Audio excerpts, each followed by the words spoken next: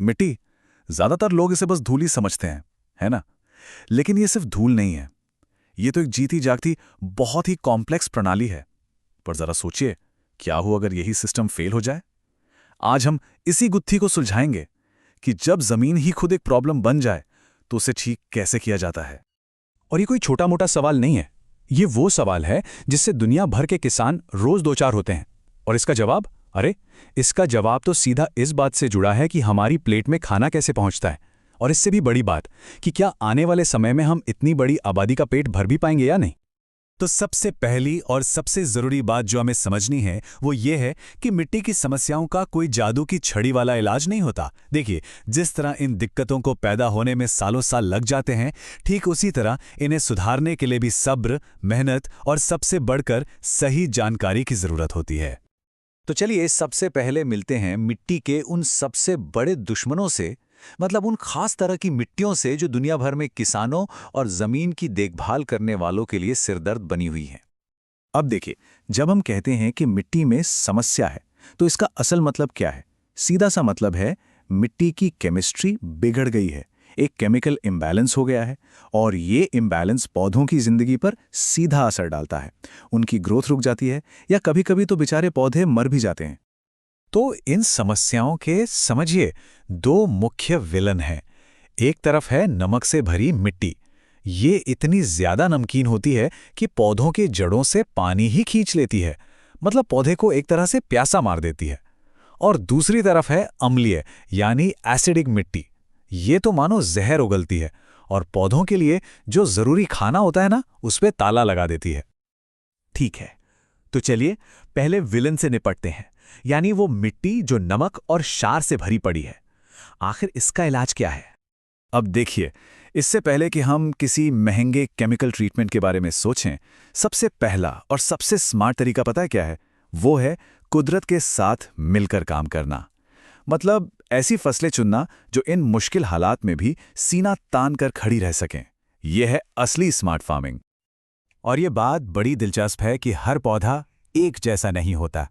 कुछ पौधे तो बड़े जिद्दी होते हैं, जैसे जौ और चुकंदर। ये तो मानो इन चुनौतियों से लड़ने के लिए ही पैदा हुए हैं। लेकिन दूसरी तरफ टमाटर और आलू जैसे नाजुक पौधे हैं जो इसे जरा भी झेल नहीं पाते। तो सही फसल चुन ली, मतलब आधी जंग तो वहीं जीत ली। लेकिन जब मामला ज्यादा बिगड़ जाए, तब हमें केमिस्ट्री की मदद लेनी ही पड़ती है। खास तौर पर क्षारीय मिट्टी के लिए हमें एक तरह का पार्टनर स्वैप करवाना पड़ता है। और इस खेल का हीरो कौन है? वो है जिप्सम। ये मिट्टी में जाकर एक बड़ी ही चालाकी से अदला बदली का काम करता है। देखिए, ये इक्वेशन शायद थोड़ी कॉम्प्लेक्स लगे, पर असल में यही वो पूरा का पूरा जादू है जो मॉलिक्यूलर लेवल पर चल रहा होता है। आसान भाषा में कहें तो जिप्सम मिट्टी के दुश्मन यानी हानिकारक सोडियम को पकड़ लेता है और उसे एक ऐसे रूप में बदल देता है जिससे पानी के साथ बड़ी आसानी से धोकर बाहर बहाया जा सकता है, बिल्कुल जहर को धो डालने जैसा। तो पूरी कहानी का निचोड़ बस इतना सा है, जिप्सम का अच्छा वाला कैल्शियम मिट्टी के बुरे वाले सोडियम को धक्का मारकर उसकी जगह से हटा देता है, और फिर वो सोडियम पानी में घुल जाता है और बहकर खेत से बाहर निकल जाता है ना एक स्मार्ट और असरदार तरीका? तो ये तो हुई नमक और क्षार की बात। चलिए अब कहानी का दूसरा पहलू देखते हैं। क्या होता है जब मिट्टी हद से ज्यादा एसिडिक हो जाती है? और यहां एक बहुत ही दिलचस्प बात है। एसिडिक मिट्टी में समस्या ये नहीं है कि उसमें कुछ गलत चीज है, बल्कि समस्या ये है कि उसमें एक जरूरी चीज नहीं है। क्या? एसिड को न्यूट्रलाइज करने की, यानी बेअसर करने की कुदरती ताकत, वो खत्म हो जाती है। तो इलाज क्या हुआ? बिल्कुल साफ है, उस ताकत को बाहर से वापस डालना। और हां, ये काम कोई अंदाजे से नहीं होता। ये तो मिट्टी के लिए एक डॉक्टर के इलाज जैसा है। सबसे पहले मिट्टी का टेस्ट होता है, फिर उस रिपोर्ट के हिसाब से सही दवाई यानी सही तरह का चूना चुना जाता है, और आखिर में बिल्कुल सही डोज में उसे मिट्टी में मिलाया जाता है ताकि इलाज शुरू हो सके। और इसका फायदा सिर्फ एसिड कम करना नहीं है, अरे ये तो मिट्टी की पूरी सेहत ही सुधार देता है। ये पौधों के लिए जो जरूरी न्यूट्रिएंट्स लॉक हो गए थे ना, उनके ताले खोल देता है। मिट्टी में जो अच्छे वाले बैक्टीरिया होते हैं उनकी आबादी बढ़ाता है, और तो और मिट्टी के फिजिकल स्ट्रक्चर को भी बेहतर बनाता है। मतलब एक तीर से कई निशाने। तो अब तक हम ये तो समझ ही गए हैं कि मिट्टी को ठीक करने का कोई एक रामबाण इलाज नहीं है। ये तो ऐसा है जैसे एक मैकेनिक के पास एक पूरा टूल किट होता है, अलग अलग प्रॉब्लम के लिए अलग अलग औजार। जैसे अगर जमीन में पानी भर गया हो, जिसे वाटर लॉगिंग कहते हैं, तो कोई एक तरीका काम नहीं आता, एक मल्टी प्रोंग्ड अप्रोच चाहिए होती है। एक तरफ तो आपको बड़े बड़े ड्रेनेज सिस्टम बनाने पड़ सकते हैं पानी निकालने के लिए, तो दूसरी तरफ आप यूकेलिप्टस जैसे प्यासे पेड़ लगाने जैसी स्मार्ट ट्रिक भी अपना सकते हैं। ये पेड़ जमीन से एक्स्ट्रा पानी सोख लेते हैं। और हाँ, इन सब में एक चीज ऐसी है जो लगभग हर तरह की बीमार मिट्टी के लिए दवा का काम करती है। वो है ऑर्गेनिक मैटर, यानी जैविक पदार्थ।